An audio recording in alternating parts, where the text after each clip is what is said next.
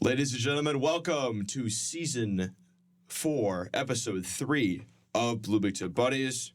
Back in the room because it's Wednesday, and we're always going to get something for you on a Wednesday. Please welcome, as always, best of the business, Bruce Jackson. Go Blues. Go Blues.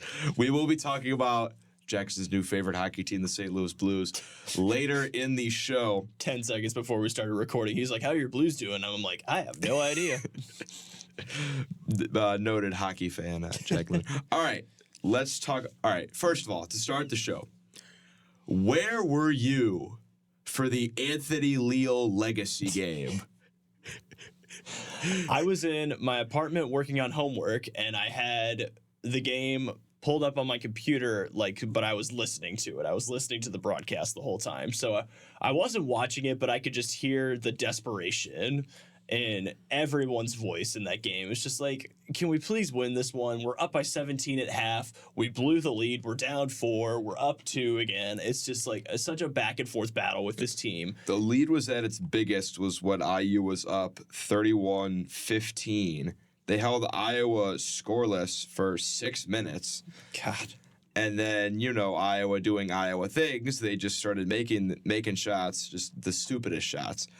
I have been saying for the longest time, with Xavier Johnson playing really poorly, with CJ Gunn playing very poorly, and just the guard play not being very well, I'm like, give Anthony Leal some minutes. I'm like, he might not be the best player out there, but he will go out there and he will give you effort. He will hustle. He will try on defense.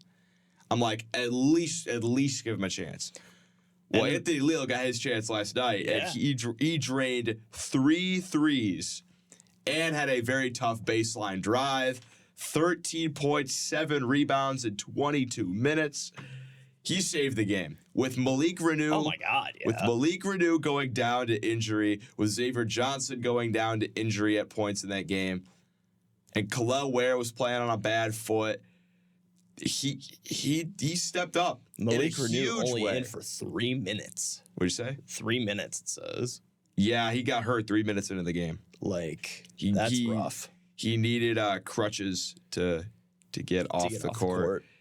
I really hope he's okay, because if he's done for the year, we're cooked.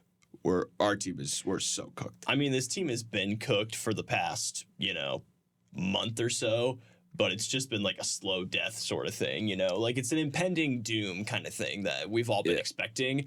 But tonight, or last night, I should say, Anthony Leal kept us alive. I was texting with my brother last night, and we were just talking about this team, and we were just basically talking about the unlikelihood, I guess, for the tournament and everything. And I just said we'd be lucky to make it to the semifinals of the Big Ten tournament, much less the March Madness tournament. I mean, guys are going down. Like you said, Xavier Johnson's not having a good year or anything. So, guys like Leal need to step up. And last night he did. And it was freaking awesome.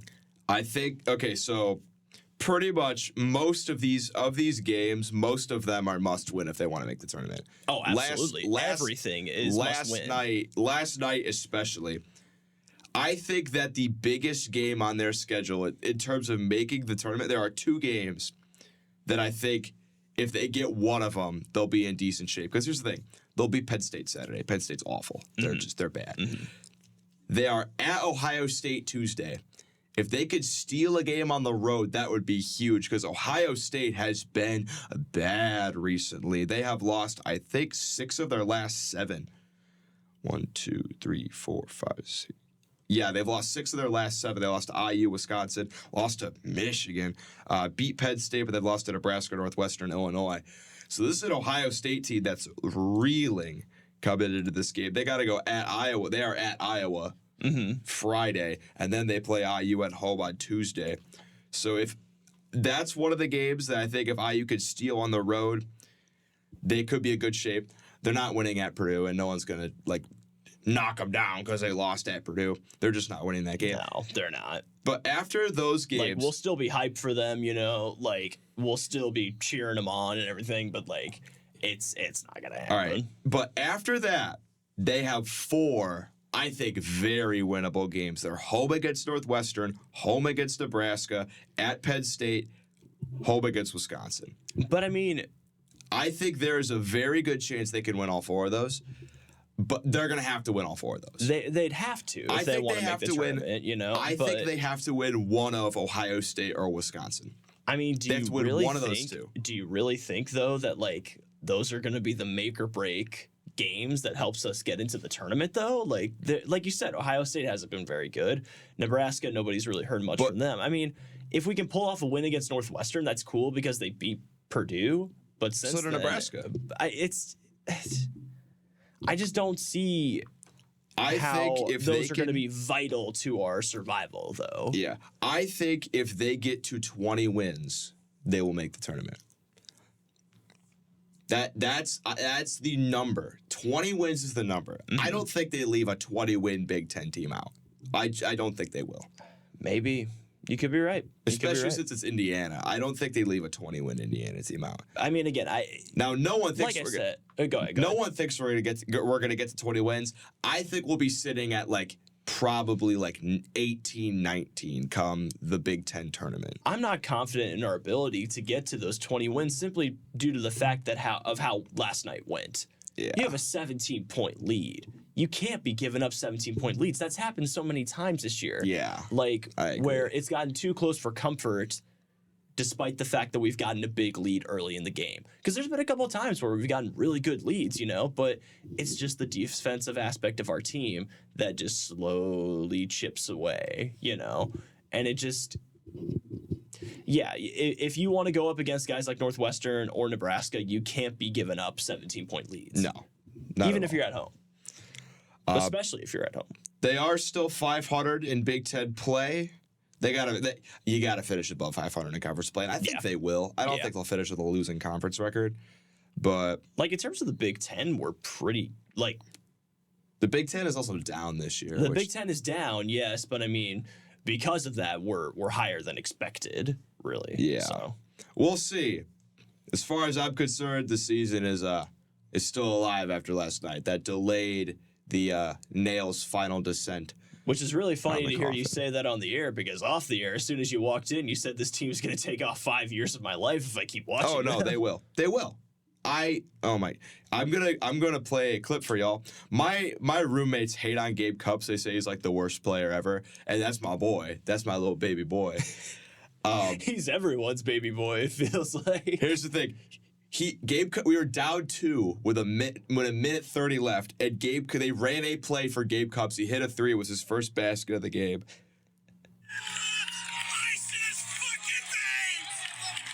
It's his first basket all game. And I said that to. I'm proud of you for having the self-awareness in that moment when you took the video. I know. I'm proud of you. But it's his first basket. All right, if Renew is healthy, we can maybe rip off some wins, because the hardest games were Purdue at Wisconsin at Illinois. That was the toughest 3-game stretch you could possibly think of. And part of that reason why Purdue was so hard was because guys where we're not in the game, for foul trouble and stuff like that. So if we don't have our core guys out there on that court, we're not good. Yeah. Even with them, we're not the best team in the world or anything. But when you take those guys out of the equation, there's nothing there. There's nothing there, especially for the bench. Yeah, that is for sure. Other games in college basketball: South Carolina took down Tennessee 63-59. One of my buddies in our baseball club is a grad student transfer from South Carolina. Yeah. So he is very excited. He gave you an earful about it right now. No, he did. I don't really care that much about Tennessee basketball. I'll root for him. Yeah. But still though, Tennessee. The problem with Tennessee is they have a really good defense. Their offense sometimes lags, which is honestly kind of the opposite effect of a lot of teams, though. They have a good offense, but their defense isn't very good. Here's the thing. If they get 80 I guess that's kind of how you basketball if they get 80 points, they're winning. In all these games they lost, it's they lost 72 points. But in all these games they're winning, they're dropping 91, 85, 85. But 59, that was not a very good performance. South Carolina is quietly 18-3 very with wins quietly. over Kentucky and Tennessee. Yeah, very quietly. They're going to be ranked in the next poll. They absolutely. got to be. After taking down Tennessee and Kentucky, yeah, they have to be. Georgia Tech, a now 10-11 Georgia Tech team, took down UNC 74-73. That was a massive trap game for North Carolina because they play Duke this Saturday. You could tell they were looking way ahead. And they slipped up to a team with a losing record. I really hope that doesn't happen to IU against Penn State. But they are at home, though, so I don't think that'd be a problem. Georgia Tech, great win. They stormed the court. Good for them. So they're not going to make the tournament. But, It's a fun memory. in seasons where you're not very good, you'd be like, hey, but we beat number 3 North Carolina, though. Yeah, especially for the guys on the court. It's going to be like, team itself wasn't much, but we beat North Carolina one year. Yeah. Number 3 ranked North Carolina. So Marquette that's really cool. takes down Villanova 85-80. I have been seeing Villanova ranked higher than IU in a lot of brackets, a lot of, last 4 in, first 4 out kind of deal, and they don't even have IU on the board. And I'm not saying that you need to have IU on the board. Villanova should, no. They're not, no. IU is a way better team than Villanova. Villanova has a loss to Penn. They have a loss to St. Joseph's, and they have a loss to Drexel. And you're telling me that team, they beat Creighton, they beat UNC, but they've lost to some bad teams, and they're 11-10 now. Mm-hmm. You cannot be putting Villanova in the tournament conversation before IU. I'm sorry, they have too many just head scratching losses. They do have some good wins, but I'd rather take I'd rather have a team that has a little bit of a better record and is good against decent teams than a team that will beat a good team and then lose to Drexel. Mm-hmm. Get out of here with that. Sorry, I had to get that off my plate. But they almost took down Marquette at home. But They did. Marquette had a big lead in that one. They were up 20 actually, and then Villanova came back and took the lead. But Marquette was able to hold them off in the end. Illinois won at Ohio State 87-75. Close game until about halftime when Illinois took a 9-point lead and then basically just rode that the whole rest of the way. Good win for the Illini.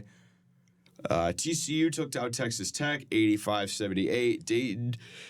Dayton's still up there 17-3. They took down George Washington yesterday. Oklahoma, who I've been saying is the country's most fraudulent team, took down Kansas State by 20 on the road, so shows what I know. Kansas beat Oklahoma State, Utah State beat San Jose State, and Colorado State got a big win over San Diego State. Let's see what we have. I'm not even going to talk about the midweek games. I'm just going to jump ahead to Saturday and Sunday. We have some massive. There are 4 top 10 matchups in college basketball. That's crazy. 4 top 10 matchups is crazy. It's going to be a good weekend. First one is number 4 Houston at number 8 Kansas. This is a tough one because Houston, I am so sick and tired of people saying Houston's overrated, they're fraudulent, they're this, they're that, they're this, they're that. This is a legitimate team. You guys got to get ready. They're 19-2. But they ain't play nobody. Every year, Houston, they don't play nobody. They have a win over Texas. They have a win over Kansas State. They have a win over BYU. They have a win over Texas Tech. They have a win over Xavier. They have a win over Texas A&M. They have been beating legitimate teams. If you look at the efficiency numbers, their defense is 6-8 efficiency points ahead of second place. Mm-hmm. They're that good on defense. They just took down Texas in overtime, 76-72 on Monday. Now they got to turn around and play Kansas on the road. This is a Kansas team who has been struggling in Big 12 play. They're only 4-3 in conference, I believe. Let me check. Oh, they're 5-3 in conference now. They just picked up a win.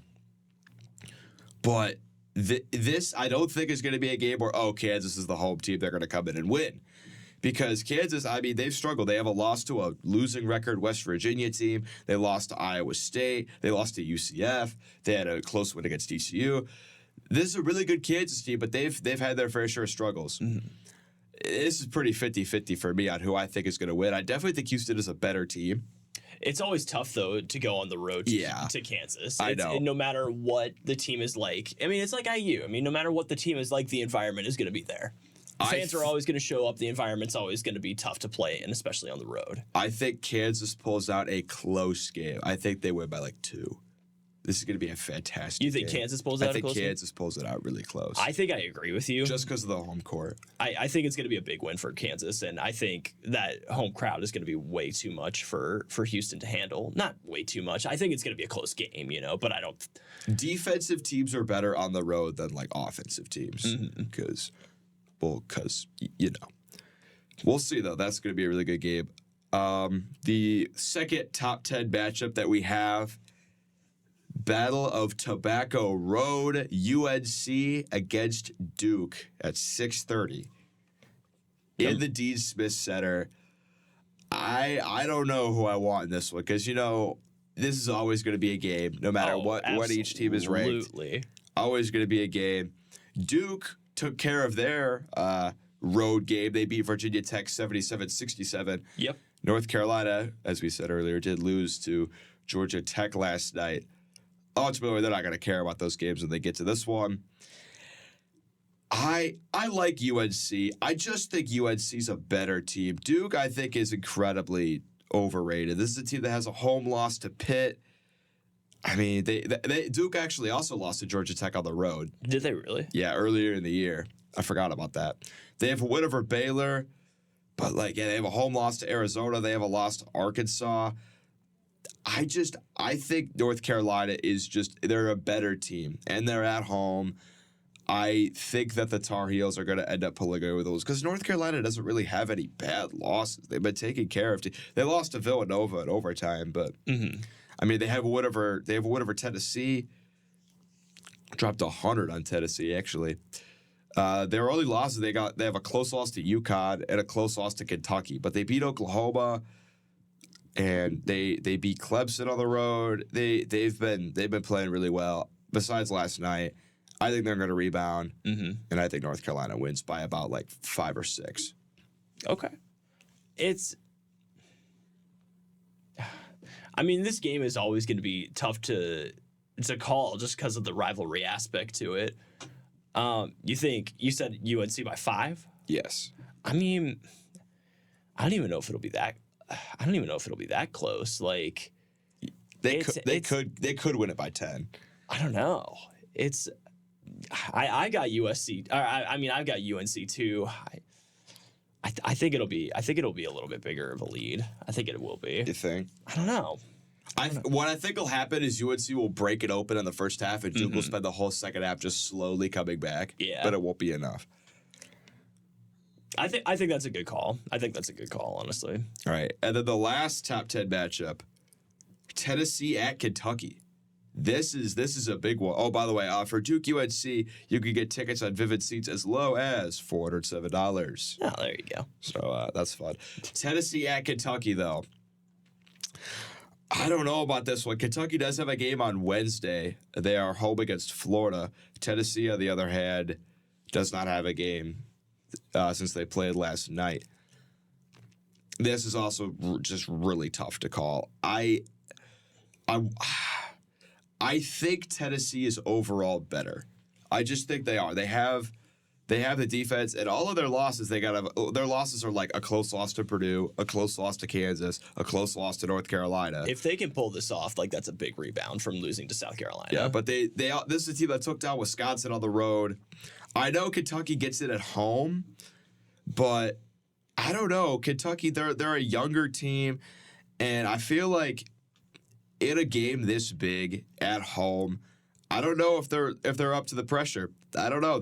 Kentucky did lose to UNC Wilmington earlier in the year, but they also did beat North Carolina. I don't know. This is a team that's been good against good teams, but not so great against bad teams. You can call this a biased pick. I'm going to take Tennessee. I mean, I'm going to keep pulling off this card, and you can tell me that I can't keep doing this, but I mean, it's true. Kentucky is just such a powerhouse in basketball, though. Yeah. They're exactly like Kansas. They're exactly like IU. No matter how good the team is, that crowd is going to be electric. Tennessee is going to have a very hard time in this game, and I think Kentucky can definitely pull off a win. So I think for Kentucky's sure. They could definitely pull off a win. I think Kentucky's gonna come out on top on this one, just because everyone's gonna be there. Everyone knows how big of a game this is. It's gonna be a big momentum shift for both Kentucky and for Tennessee, because taking 2 losses in a row is gonna be rough for them, no matter who you're playing. I'm banking on Tennessee coming into this game with an attitude because They have been pretty good on the road. Their only road loss is to Mississippi State, and I think they lost to North Carolina on the road. But still, though, this is a team that has a win against Wisconsin on the road, who is now ranked in the top 10. We'll get to them here in a second. They beat beating Vandy on the road. But they beat Georgia on the road. This is a team that's come into road games with an attitude, and I think Dalton Connect, he's crazy.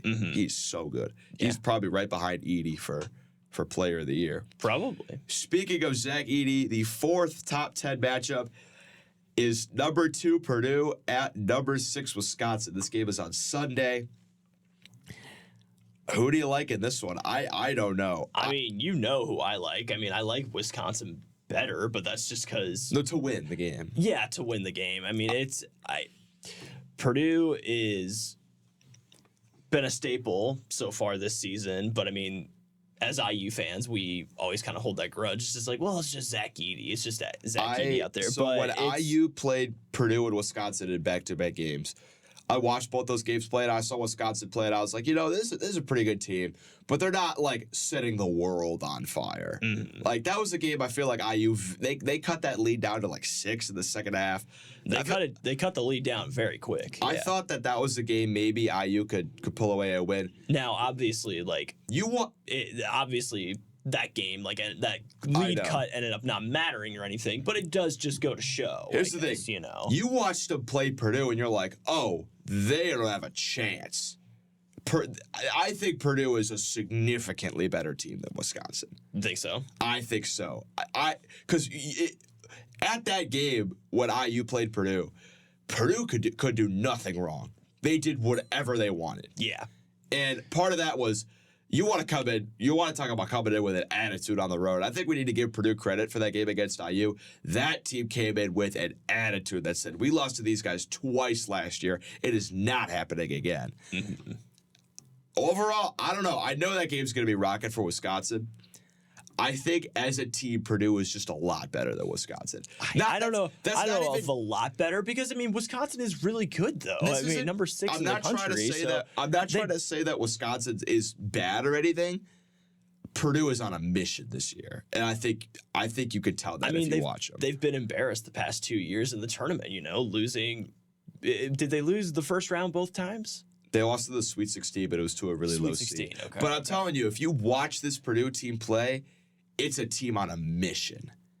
And the only 2 Big Ten games they lost were Nebraska, because Nebraska could not miss from 3. And it was a road game. And then the other game they lost was Northwestern, which was in overtime, and, Boo Boo is a dog. I think those are the only 2 games they lost. But then again, this team's beaten Tennessee. They beat Gonzaga. They beat Marquette. I feel like I'm talking about they beat Arizona. They beat Alabama. They beat Iowa. They beat Illinois. They beat Iowa again. They beat Indiana. They beat Rutgers. This is a team that is blowing teams out, like every game. This team's on a mission. I mean, I'm with you. I think Purdue pulls off this win. It's not. I mean, pulls off makes it sound like it's probably going to be close, but yeah, I think I agree with you though. And what's also really tough for Wisconsin, and it's kind of unfortunate the schedule shakes out this way. On Thursday, they're at Nebraska, and then they got to turn around and play Purdue at home. Damn. So I don't know how that's gonna work. Purdue does play Northwestern today at 6:30 at home. They should win that game. I think they're gonna get revenge on Northwestern. But I'm telling you, it's kind of like when Virginia lost to a 16 seed, and then the next year they just came out and won the national. I'm not saying Purdue's gonna win the national title, because there's a ton of other really good teams, but this is a team that's not fucking around this year. Let's talk about the NFL. The matchup is set. And nobody's happy. No one's happy. Nobody's happy. Oh my God. Okay. Conference championship game. Chiefs Ravens was the first game, the early game. Which I was really surprised by. I was really surprised by that. Just because the Chiefs are the powerhouse of the NFL, I was shocked that they didn't make them the primetime game. Like, I understand that the Lions had a chance to make the Super Bowl for the first time. I think but a lot of people really wanted to see the Lions. Oh, a lot of people wanted to see the Lions win. And we'll get to the Lions. I have never seen a more hyped game be that just incredibly boring. Holy cow. I don't know about incredibly boring. I don't think that's fair. It got interesting, but like everyone thought this was going to be like a game of the century type matchup, and it ended 17-10 to the Chiefs. I mean, I don't think you could blame this loss on any. Look, I love Lamar Jackson. I have a Lamar Jackson Louisville jerseys. My dad went to Louisville. I've been a Lamar Jackson fan since he got to Louisville. My dad has like the USA veterans Lamar Jackson Louisville jersey with like the stars. It's so tough. I'm the biggest Lamar Jackson like advocate. mm-hmm. He is to blame for this loss. I don't know. And I don't think you could blame anybody else. I don't know if that's 1,000% though, because like that first half, he was on fire. He was really good the first half. The Ravens put up 7 points in the first half, and near the end of the game, he's trying to do too much. He's forcing throws into triple coverage. But that's not all on him though, okay? Because the Ravens are a run-first offense, and they were running the ball. They weren't. They weren't. So you could blame it on the other hardball. You can't really put too much blame on Lamar because he's never had to throw that much in a game before. I think they said he threw like 36 passes in the second half, and they only ran the ball like 6 times. They gave like 3 carries to Gus. Okay, that's like it's literally the inverse of the Michigan-Penn State game, where after the first half, Michigan literally just ran the ball the entire time. Like, it was the inverse of that. They just passed the ball the whole time, and that's not their identity. I think here's the thing though. People are gonna hate this, but like, the play that lost him the game was that Zay Flowers fumble. And that was so tough to watch because Zay Flowers was the only guy out there doing anything. The one play that I did kind of like blame Lamar for and like was getting a little agitated by was his interception that he threw to triple coverage in the end zone. Like, he threw that ball, and like, I guess it could be argued there was pass interference on the play, maybe. There were 3 guys. What are you doing? But like, Lamar's doing this the whole time and like doing that. And I'm like, Lamar, you threw that ball into triple coverage. Like, that's just not the right move, you know? Like, that was the one play that I gave him some grief for. But other than that, like, I don't think you can blame Lamar too much on that game, just given the fact that they did not stick to their identity. And Lamar's basically the reason that they got to where they are. I know. Yeah, I don't know. He just was bad. He just was really bad. Zay Flowers, though, had the touchdown earlier in the game, pulled down a 70-something yard odd completion, and then spins the ball in L'Jarius Sneed's face. He gets called for taunting, but whatever. Yeah. He gets another catch, dives for the goal line.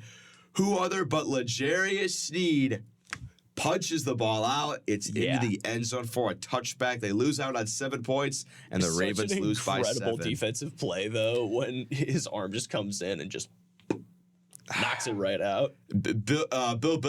Some Patriots player was talking about how Bill Belichick was taught his team and never dive at the goal line, just because there's a chance that happens. Yeah, the chances are always low, but it's always a possibility. Yeah. So, but the Ravens also wasted a terrific performance from their defense. Oh my God, their defense played so well. They did. They did also take some ill-advised. Even with how good their defense played, though, they took some ill-advised penalties. I was playing ping pong with my buddy while the game was going on, and I heard roughing the passer. I'm like, I literally went, they gave Mahomes every call, but I didn't even see the play. They showed the replay. And I was like, he murdered him 3 seconds after he threw the ball. Yeah. It was the play where Jadeveon Clowney hit him in the head. But you still have to give their defense so much props, because the fact that you held Patrick Mahomes and Travis Kelce to 17 points is kind of absurd. Kelce had 11 catches for 116 yards and a touchdown. Kelce was ridiculous this game. He's been the talk of the NFL. Everybody's kind of giving him grief because of the Taylor thing. You cannot deny that Travis Kelce was phenomenal game. Undoubtedly the player of the game. He made so many ridiculous catches. catches. Yeah, he saved that game for the Chiefs when they needed him most. The one play that just made my mouth just drop was the play where Mahomes had a day and a half in the pocket to throw. The pocket finally starts to collapse. He's running all over the place and just kind of I don't even know how to describe it. Like kind of threw it like a dart, sort of. Yeah. And somehow Kelsey just dove and made a incredible catch. He just kept that team alive in so many times in that game. So the Chiefs go to the Super Bowl. Nobody's happy. The second game was Detroit, San Francisco. Detroit was on their ass in the first half. An incredible first half. 24-7. They could do absolutely no wrong. People are... Sorry, go ahead. And then in the second half, they crawled into a shell and were not found until 56 seconds left when Jamison Williams caught a touchdown to cut the lead to 3. And they didn't get the onside kick. San Francisco with 27 unanswered points. Everyone's going back to the final field goal of the first half that the Lions took. I saw some tweets that people were mad that Campbell kind of abandoned his identity to kick the field goal rather than go for it. And That's what my buddy was saying. He's like, they left 4 points on the board, lost by 3. You cannot risk that. If it's in those final minutes of the first half right there, and you got to give the ball away that second half. Or no, they got the ball that second half, right? No, I think they did give it to him. No, that's right. They did. They got the ball first, and they scored off the first drive. But they got a field goal in their first drive to make it 24-10. But you can't risk keeping that as a 2-score game. You take the safe 3 points right there. That was undoubtedly the right call to just take the field goal and get the 3 points. I think he had his offense on the field to maybe try and trick him or something. I don't even know what it was, but then they called a timeout and they brought the kicker back on the field. If it was from the 1 maybe. They were the 4. They were at the 4 or 5. Yeah, if you're on the 5-yard line, that's too much of a risk. You can't take that risk. You have to take the points when you can get them. But San Francisco is why I picked it with the Super Bowl at the start of the playoffs. Really? At the start of the playoffs, I picked San Francisco. Really? I said it would be Baltimore, San Francisco, and then that San Francisco would get their revenge from the regular season. I can see that from the perspective of earlier in the season, but the way that they've played these past 2 playoff games, I have not been impressed. I genuinely think the 49ers might get steamrolled in the Super Bowl. I really think so. I don't think the Chiefs are good enough to steamroll the 49ers. But no, you can't say that just because. I'm saying the talent, the skill and talent gap is not there for Kansas City to win this game. I definitely get that. And they have 2 weeks to prepare. Who cares if they barely won their 2 games? But no, the same thing can be said for Kansas City, though. They've got 2 weeks to prepare, and you forget. They've got Patrick Mahomes and Travis Kelce. It sounds cringy, but you can't deny the fact that they are this generation's version of Brady and Gronk. They're the next generation of that. They are. My dad, growing up, always said to us, to my brothers and I, no matter how good we thought the Colts were, no matter how bad we thought the Patriots were, he's like, no matter what happens, no matter how good they are in the regular season, by the time playoff time comes and the Patriots are in the playoffs, Brady and Gronk are unstoppable. The switch just gets flipped, and it's the exact same way for Mahomes and Kelce. It doesn't matter how turbulent the regular season was. Once the playoff time comes, the switch gets flipped. All right, so before we talk about the Super Bowl, I do want to talk about the Lions one last time. Yeah. Dan Campbell in the locker room was like, guys, this is our best shot. It's going to be so much harder next year, blah, blah, blah, blah, blah. You can't say that to your team after getting eliminated. I'm telling you right now, they will never get this far again. That left a sour taste in my mouth. Yeah, they will not get this far again. You can't They had a good run. They were halfway for the Super Bowl. They blew it. You can't recover from this game. That's just not the right thing to say as soon as you lose the game. I'm that's telling just not you how right you now, end the season right there. They will never make it this far again. It'll take them another 30 years to get back here. I don't know about that. The Detroit Lions. I don't know about that. I don't know if it'll take them 30 years to get back here because they've got a lot of the same guys coming back. Their offensive coordinator was supposed to leave and I think go to Washington to be the head coach, but he canceled that whole plan. He's like, no, I'm coming back. We're gonna run it back and we're gonna do it again. They've got the same guys coming back. So They won't make it this far next year. They won't. it might. I Not don't even know. because they're a bad team. It's because they're the Detroit Lions. I don't know. All right, Super Bowl is Chiefs 49ers. Early spread has San Francisco by 2. I think. Okay, here's what I'm can't gonna say. believe that. I really can't believe that. Here's what I'm gonna say. San Francisco is the better team on paper Yes, I agree. because Casey has a better quarterback. Brock Purdy is not as good as Patrick Mahomes. Breaking news to everyone out there. But they have a better running back. They have better receivers. They have a comparable tight end to Kelsey and George Kittle. They have a better defense. They have a better second. They have everything's better. Besides tight end and quarterback, they are better than Kansas City. And even with tight end and quarterback, you could say, oh, well, these two are arguably as good. They're not as good, but you could argue that they're still there. Mm-hmm. Better teams in San Francisco on paper. Doesn't matter. Chiefs are going to win. The Chiefs will win. That you kind of took the words right out of my mouth there. Like I said, I just did my whole rant there, and that's kind of my whole Chiefs will argument. find a way to win, and Like- the NFL will find a way to get them to win. Like Not even to say that the NFL's rigged, but like they're not letting the Chiefs lose this game. They're going to find a way to win. Mahomes and Kelsey, they find a way to win. It's not. It's a cliche to say. Yes, is it cringy? Sure, but it's really genuinely just true. There's every now and again, there's always just that kind of duo that just finds a way. They make it happen. They're in sync the whole time. Like that's really what I think that's what it's gonna be. I couldn't agree more. The 49ers are a really, really good team, but based on how they've played the past 2 playoff games against the Packers, against the Lions, especially against the Lions, you can't be trailing by 21 points going into the second half against the Chiefs. If that happens, there's no way in hell that they're coming back to win that game. Do you know what Travis Kyle Kelce Shanahan's record against Andy Reid is? what 0-3. like, I think the Chiefs are going to win. if you get down by that much at half, 21 points, you're not coming back against the Chiefs. You're just not. It's not happening. All right. Very quick NHL discussion before we leave. I want to talk about the Leafs really quickly because you remember me complaining about Ilya Samsonov, right? Yeah. I'm going to throw out a stat really quickly for you. I think it was on Leafs Latest. Shout out Leafs Latest on Instagram. He runs a very good Leafs page. I think it's him. No, it might be Leafs Network.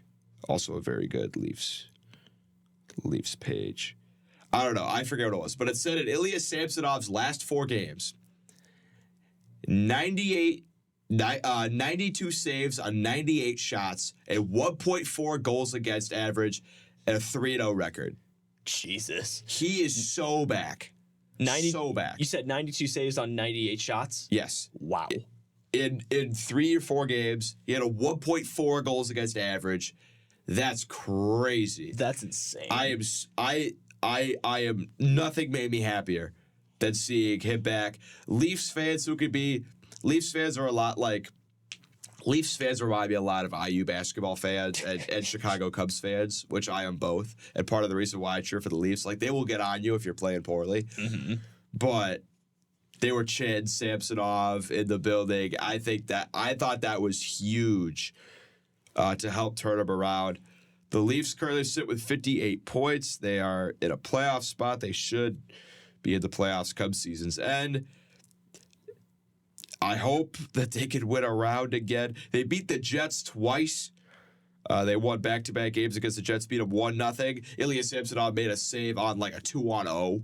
It was, he was standing on his head, doing a bunch of amazing stuff. So the Leafs have been playing better. We will now get a St. Louis Blues update from Jackson. If you weren't here last time, he had to pick an NHL team at random to become his new favorite team for life. And it landed on the St. Louis Blues. So Jackson, how are the Blues doing? They before last night, they were on an absolute tear. Unfortunately, last night, the loss against the Blue Jackets ended a 5-game win streak for the Blues. And For 4 of those 5 wins, the final score ended 4-3. In overtime, too. No, so 3 of those wins were in overtime. 4-3 wins in overtime.